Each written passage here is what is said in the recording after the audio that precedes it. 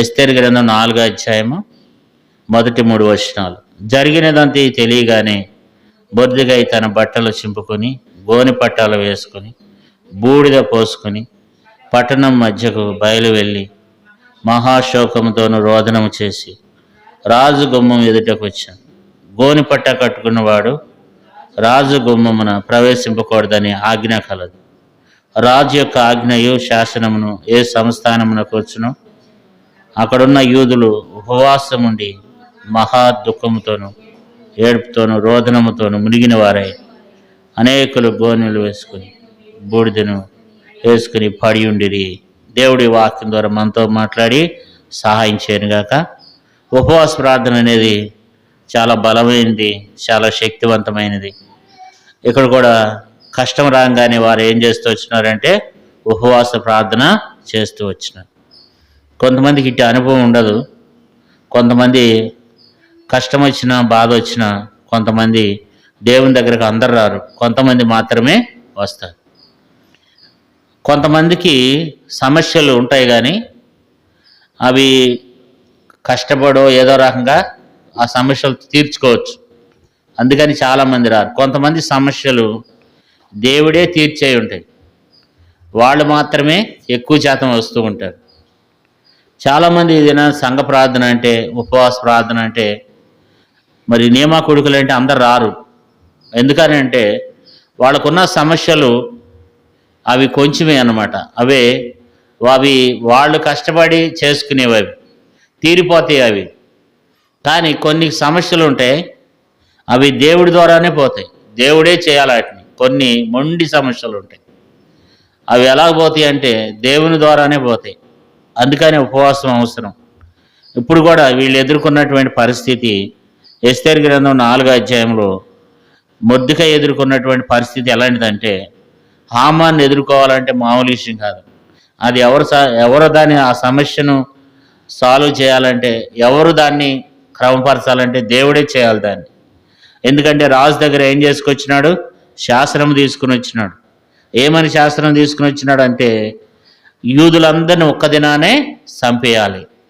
యూదులందరినీ ఒక్క దినానే చంపేయాలి. పిల్లలేమి, పెద్దలేమి, ముసలి వాళ్ళేమి, పసిపిల్లలేమి ఎవరిని ఉంచొద్దు, వారందరినీ ఒక్క దినానే చంపేయాలి. 3వ అధ్యాయం 13వ వచనంలో ఉంటుంది. ఒక్క దినానే చంపేయాలి. తర్వాత వారందరినీ కూడా వారి ఆస్తి అంతా కూడా వాళ్ళు దోసుకోవాలి. ఇదంతా ఒక్క రోజునే జరగాలి. యూదులు అనేవారు ఎవరు ఉండకూడదు, వారి ఆస్తులన్నీ దోసుకుని పడాలి. వారి పిల్లలు, పశువులు ఏవి ఉండకూడదు, వారి ఆస్తి అంతా దోసుకోవాలి, అందరినీ చంపేయాలి, పసి పిల్లలతో సహా, వృద్ధులతో సహా. అది ఆ శాసనం రాజు దగ్గర నుంచి వచ్చింది. మరి ఇప్పుడు దానికి అంత భయంకరమైనటువంటి శోధన వచ్చింది, వాళ్ళు కష్టం వచ్చింది. దాన్ని ఇప్పుడు ఎవరు జయించాలి? ఎవరి ద్వారా అది పోద్ది అంటే దేవుడే ఏం చేయాలి? ఆ చట్టాన్ని మార్చాలి. అధికారాన్ని మార్చేది ఎవరంటే దేవుడే. ఎందుకంటే ఆల్రెడీ రాజుగారు అనుమతి ఇచ్చేశాడు కాబట్టి దాన్ని మరలా ఏం చేయలేరు, ఎవరు కూడా దాన్ని మరలా ఏ మనుషుడు కూడా మార్చజాలడు అనమాట. ఒకసారి రాజు అనుమతి ఇచ్చాడంటే ఇంకా దాన్ని ఎవరు కూడా మార్చజాలం, ఎవరు కూడా దాన్ని మార్చలేమన్నమాట. మొర్దెకై విషయంలో కూడా ఎవరు కూడా దాన్ని మార్చలేరు. మనుషుల వల్ల కాదు, ఎవ్వరు కూడా దాన్ని మార్చలేరు. కానీ దేవుడు మాత్రమే ఏం చేయగలడు? మార్చగలడు. చూడండి 8వ అధ్యాయం ఎస్తేరు గ్రంథం 8వ అధ్యాయము 8వ వచనం. అయితే రాజు పేరిట రాయబడిన రాజు ఉంగరముతో ముద్రించబడిన తాకీదును ఏ మానవుడు మార్చగలడు కాగా మీకు ఇష్టమైనట్లు నా పేరిట రాయించి రాజు ఉంగరముతో దాన్ని ముద్రించుడి. అంటే ఏ మానవుడు కూడా దాన్ని ఏం చేయలేడంట? మార్చలేడంట. ఎవ్వడు మార్చలేడు. మరి మార్చగలిగింది ఎవరంటే ఒక్క దేవుడు మాత్రమే ఏం చేయగలడో మార్చగలడు. ఇప్పుడు దేవుడు ఏం చేశాడు? వాళ్ళు ఇప్పుడు ఉపవాసం ఉండి ప్రార్థన చేస్తే దేవుడు ఏం చేశాడు? వారి పక్షంగా రాజుకు నిద్ర పట్టకుండా చేశాడు. ఒక రాత్రి రాజుకు నిద్ర పట్టలేదంట. రాజుకు నిద్ర పట్టకపోతే ఏం చేస్తూ వచ్చినాడంట? ఆ రాజు సంస్థానంలో ఉన్నటువంటి 6వ అధ్యాయంలో ఉంటుంది. రాజు నిద్రకు పట్టకపోతే అక్కడ రాజు సంస్థానంలో ఉన్నటువంటి ఒక గ్రంథం, ఆ గ్రంథంలో అన్ని రాసి పెడతారనమాట. ఆ గ్రంథాన్ని తీసుకురామని చెప్పి ఆ గ్రంథంలో ఉన్న మాటలను చదివినప్పుడు మరి అక్కడ మరి మొర్దెకై చేసినటువంటి ఉపకారం ఒకటి కనపడుతుంది. ఏంటంటే ఒక ఇద్దరు రాజును చంపాలని అనుకుంటారు అనమాట. కుట్రలు చేస్తుంటే ఆ సంగతి మొర్దెకై విని దాన్ని ఏం చేస్తాడు, ఎస్తేరుకి తెలియజేస్తే మరి ఎస్తేరు రాజుకు తెలియజేసినప్పుడు వారిద్దరిని కూడా 6వ అధ్యాయం 2వ వచనంలో వారిద్దరిని కూడా పట్టుకుని వారిని చంపుతారనమాట.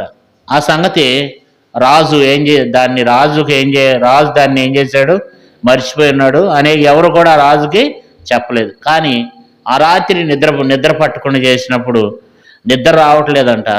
తనకు ఏం చేశాడు, అప్పుడు ఆ గ్రంథం తెచ్చి చదివినప్పుడు మరి అక్కడ మొర్దెకై చేసినటువంటి ఒక ఉపకారం అక్కడ కనపడుతూ వచ్చింది. అప్పుడు అన్నాడు, మరి రాజుకు ఒక అతను ఉపకారం చేశాడు కదా, అతనికి మరి ఏం చేద్దాం అన్నప్పుడు అతన్ని మరి ఒక గుర్రం మీద కూర్చోబెట్టి అతనికి మంచి రాజు వస్త్రాలు ధరించి మరి అనేక మంది తన ముందు నడుస్తూ వందనాలు చెప్పాలని చెప్పినప్పుడు మరి ఇప్పుడు మొర్దెకైని పిలిపించి రాజవస్త్రాలు ధరించి హామానుని ఏం చేస్తూ వచ్చినాడు, తన ముందు నడిపిస్తూ వచ్చినాడు. అంటే ఉరిదీయాలనేటువంటి వ్యక్తిని ఏం చేస్తూ వచ్చినారు, కాపాడుతూ వచ్చినాడు దేవుడు. వారు ఉపవాసం ద్వారా మరి హామాను ఏం చేయాలనుకున్నాడంటే 50 మూరల ఎత్తుగల ఒక ఉరికొయ్యని సిద్ధం చేస్తూ వచ్చినాడంట. కానీ దేవుడు ఏం చేస్తూ వచ్చినాడు, తారుమారు చేసినాడు. అంటే ఉపవాస ప్రార్థన ద్వారా వచ్చేటువంటి కీడును దేవుడు ఏం చేస్తాడు, కాపాడి రక్షిస్తాడనమాట. వచ్చే కీడు నుండి రక్షింపబడతాం. కాబట్టి మనం కూడా వచ్చే కీడు నుండి రక్షింపబడతాం, శ్రమ నుంచి రప్పించబడతాం, కష్టం నుండి రక్షింపబడతాం అన్నమాట. కాబట్టి మనం కూడా ఏం చేయాలి, ప్రార్థన చేయాలి, ఉపవాస ప్రార్థన చేయాలి. మరి అవసరమైతే కనీసం వారానికి ఒక్క రోజైనా సరే మనం ఉపవాసం ఉండి ఏం చేయాలి, ప్రార్థన చేసేవారంగా ఉండాలి. ఇప్పుడు ఉపవాసం ఉండి ప్రార్థన చేయటం ద్వారా మరి ఎవరైతే తనను చంపాలనుకున్నాడో తననే ఏం చేస్తూ వచ్చినారు, మొర్దెకై కొరకు సిద్ధపరిచినటువంటి ఉరికొయ్య మీద హామానుని ఏం చేశారు, ఉరిదీస్తారు. తర్వాత హామాను చేసినటువంటి ఆ చెడు యోచన అంతా కూడా ఎవరి మీదకి వచ్చింది, అతని మీదకే వచ్చిందనమాట. హామాను ఏమైతే చేస్తూ వచ్చినాడో చూడండి, 9వ అధ్యాయము 25వ వచనం చదువుతాం. 9:25.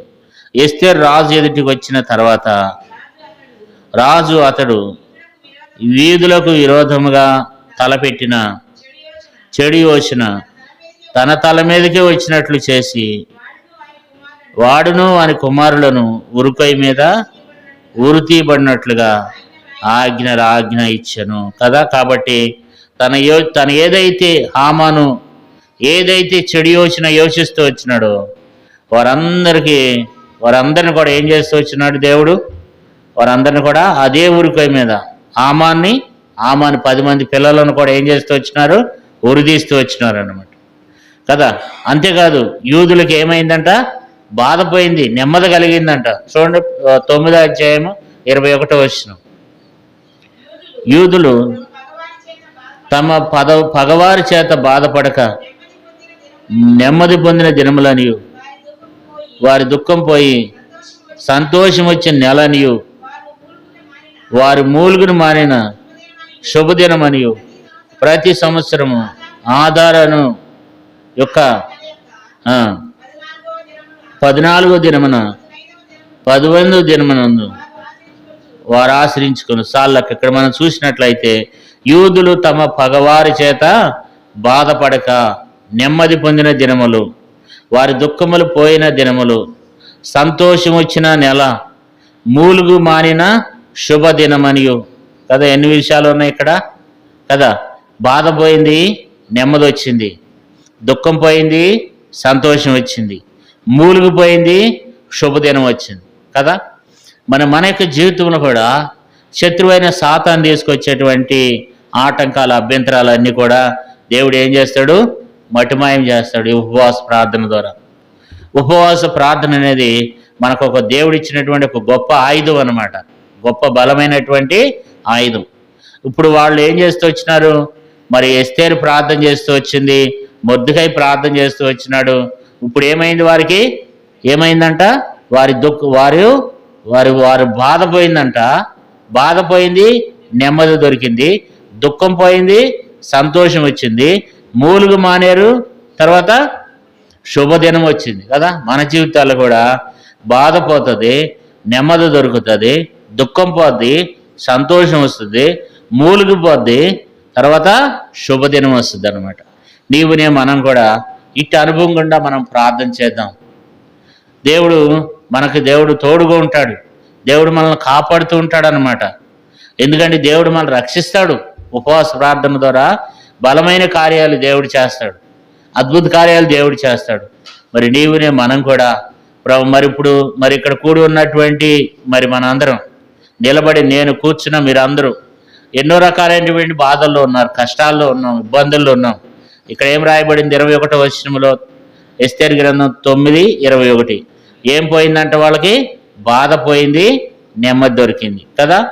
వారి దుఃఖం పోయింది, సంతోషం వచ్చింది కదా. వారు మూలుగు మానేశారు, వారికి శుభదినం వచ్చింది. మరి మనకు కూడా దేవుడు మన బాధ దేవుడు తీసేస్తాడు, నెమ్మది దయచేస్తాడు. మన దుఃఖములు పోతాయి, మనకు సంతోషం కలుగుద్ది. మన మూలుగు ఎంత బాధపడుతూ మూలుగుతూ వచ్చినామో ఆ మూలుగుని దేవుడు మానిపించి దేవుడు ఏం చేస్తాడు? శుభదినాన్ని దయచేస్తాడు. ఇట్టి అనుభవంతో మనం ప్రార్థన చేద్దాం. ఉపవాస ప్రార్థన అనుభవంతో దేవుడు మన జీవితంలో దేవుడు అలాంటి గొప్ప కార్యాలు చేసినట్లుగా మనకున్న అక్కర, అవసరత, కొదువు, కొరత మన దేవునికి మనం బాధతో వాళ్ళు ఏమని ప్రార్థన చేస్తూ వచ్చినారంట? ఏమని ప్రార్థన చేశారు? 4వ అధ్యాయంలో 1వ వచనంలో ఏముందంటే, వారు గోనె పట్టాలు వేసుకున్నారంట, బట్టలు చింపుకున్నారంట. మనం కూడా ప్రభు దగ్గర పశ్చాత్తాపంతో మన హృదయమును ప్రభు దగ్గర చింపుకొని, మన హృదయమును పశ్చాత్తాపంతో దేవుని ఎదుట ఒప్పుకుని, మరి మనం కూడా దేవుని దగ్గర, దేవుని సన్నిధిలో మనం ఏం చేయాలి? ప్రార్థన చేయాలి. వారు ఎలా చేశారంట? మహాశోకముతోనూ రోదనముతోనూ ప్రార్థన చేస్తూ వచ్చినారంట. ఇంకా 3వ వచనములు ఏముంది అక్కడ? 3వ వచనములు, రాజు యొక్క ఆజ్ఞయో శాసనము ఏ సంస్థానానికి వచ్చును, అక్కడున్న యూదులు ఉపవాసం ఉండి మహాదుఃఖంతోనూ ఏడుపుతోనూ రోదనతోనూ మునిగిన వారై అనేకులు గోనెలు బూడిదను వేసుకుని పడి ఉండిరి కదా. మనం కూడా మహా దుఃఖంతో వేదనతో మన కొరకు, మన కుటుంబం కొరకు మనం ఏం చేద్దాం? ప్రార్థన చేద్దాం. ఇది ఊరికినే పోదు. ఇది మనం చేసిన ఈ ప్రార్థన ఖచ్చితంగా దేవుడు ఆలకిస్తాడు అనమాట. మన ప్రార్థన దేవుడు ఖచ్చితంగా అంగీకరిస్తాడు. కాబట్టి మనం దేవుని సన్నిధిలో మనం కూడా మన అక్కర, అవసరత దేవునికి తెలియజేస్తూ మనం దేవుని దగ్గర ప్రార్థన చేద్దాం. ప్రార్థనలోకి వెళ్దాం. మనకున్న